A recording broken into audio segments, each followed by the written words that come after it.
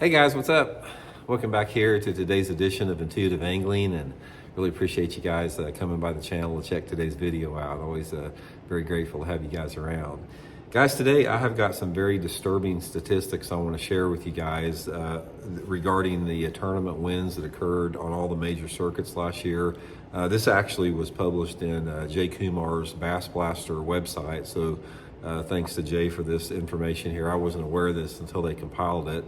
But I want to share with you guys some of these statistics and give you guys my comment on it and get your guys' feedback on it as well. Also, guys, just a quick thank you out there. I wanted to extend a thank you to everybody out there that's taken time to subscribe here to Intuitive Angling over the last week.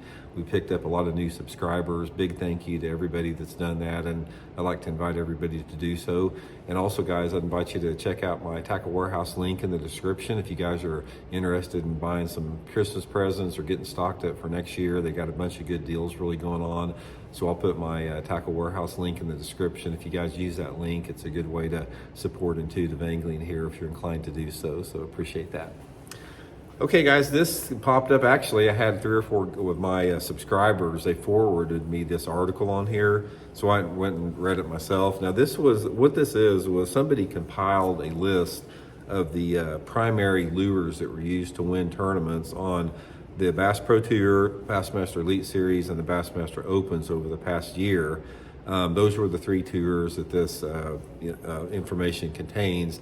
I'm speculating also that this goes over to the, like the Toyota Series, Tackle Warehouse Series, BFLs, because these statistics are all pretty close to the same for each tour.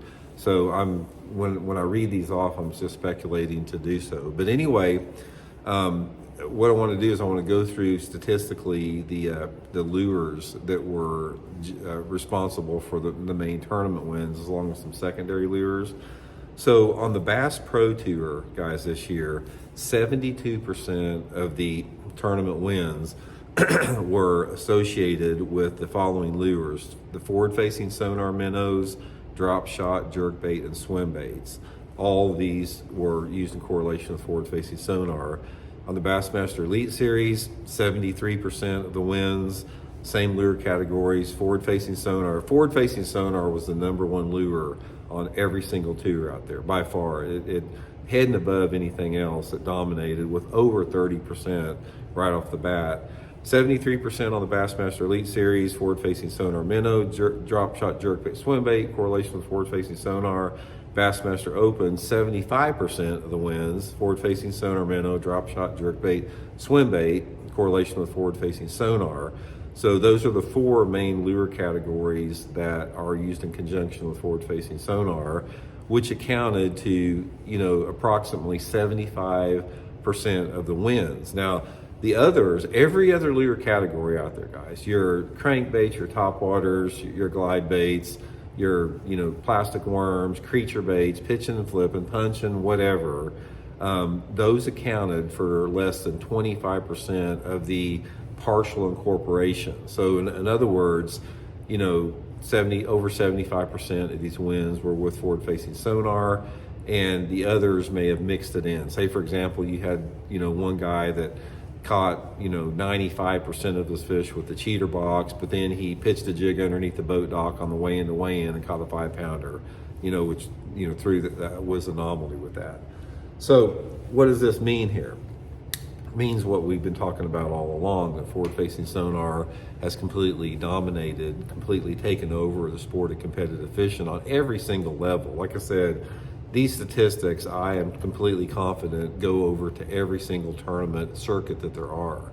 Now, this is another one of those reasons that should disturb you on an extremely deep level all the way across, because what it has basically done is it has relegated non-forward-facing sonar bass fishing to less than 25% of the impactful patterns and techniques that are used in tournaments.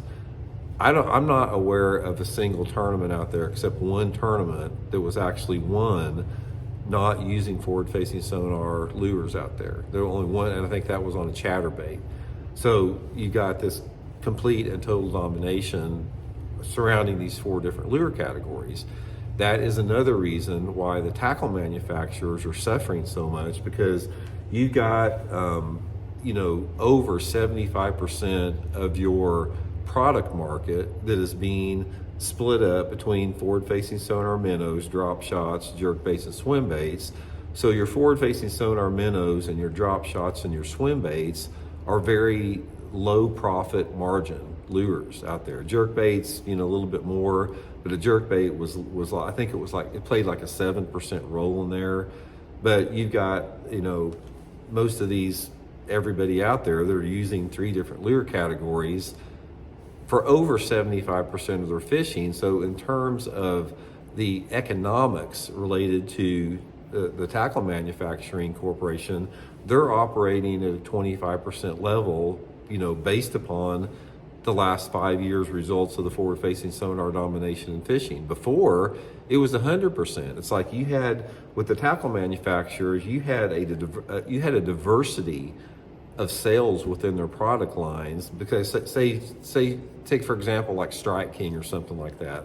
They make everything. They make crankbaits, they make jerk baits, they make top waters, they make soft plastic lures. And a company like that, 10 years ago, prior to the cheater box, a diversity of their product line accounted for 100% of those sales, where now, you've got 75% of those sales that are going to these low profit margin items, and nothing else is moving with that. That's why you've heard the tackle manufacturers complain so much about it, that they're getting hurt by it. We've heard it from all the big box retailers out there. The big retailers are simply not moving the product that they used to, solely because of forward-facing sonar.